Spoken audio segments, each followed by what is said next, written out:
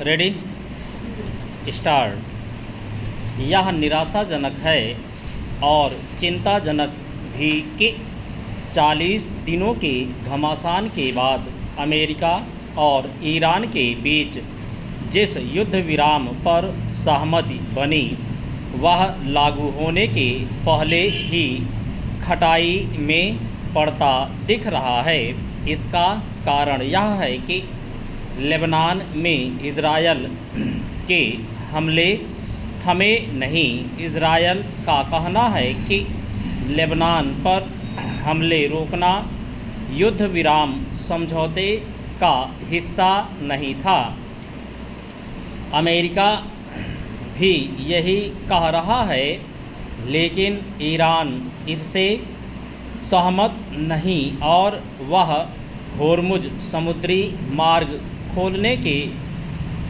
खोलने से पीछे हट गया है।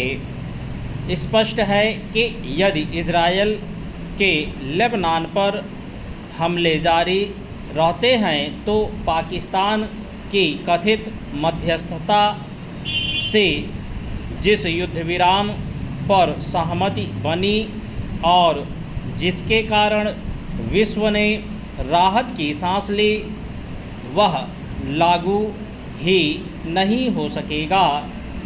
इसके लागू होने के आसार इसलिए भी कम होते दिख रहे हैं क्योंकि इजरायल के लेबनान पर हमलों के जवाब में ईरानी खाड़ी देशों को निशाना बना रहा है और उधर अमेरिका धमकी भरे स्वर में कह रहा है कि युद्ध विराम लागू ना होने पर उसकी सेनाएं ईरान पर हमले के लिए तैयार हैं। युद्ध विराम कितनी नाजुक स्थिति में है इसका पता इससे भी चलता है कि वार्ता के लिए ईरान का जो प्रतिनिधिमंडल इस्लामाबाद पहुंचने वाला था उसका फ़िलहाल वहां जाना तय नहीं। इस सब के बीच जिन शर्तों पर युद्ध विराम पर सहमति बनी थी उन्हें लेकर अमेरिका और ईरान अलग अलग दावे कर रहे हैं। दोनों पक्ष एक दूसरे पर यह आरोप लगा रहे हैं कि वे उनकी मंशा सही तरह समझे नहीं। ऐसा तभी होता है जब अविश्वास चरम पर होता है और विरोधी पक्ष एक दूसरे के प्रति संशय से भरे होते हैं। इस संशय का एक कारण पाकिस्तान की कथित मध्यस्थता भी है। चंद अब यह स्पष्ट है कि पाकिस्तान मध्यस्थता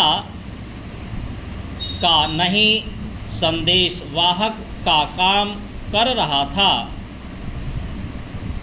लगता है वह यह काम भी ढंग से नहीं कर सका या फिर शांति का वाहक बनने की हड़बड़ी में उसने एक दूसरे को संदेश देने में गफलत की या जानबूझकर ऐसे संदेशों का आदान प्रदान किया जो भ्रम पैदा करने वाले रहे। यह समझना कठिन है कि अमेरिका ने क्या सोचकर पाकिस्तान को अपना हरकारा बनाया, क्योंकि उसका इजरायल से कोई संपर्क संवाद ही नहीं और ईरान भी उस पर बहुत भरोसा नहीं करता। यदि अमेरिका और ईरान वास्तव में युद्ध विराम कर बातचीत के माध्यम से विवादों का हल करना चाहते हैं तो उन्हें ऐसे किसी भरोसेमंद मध्यस्थ का चयन करना होगा।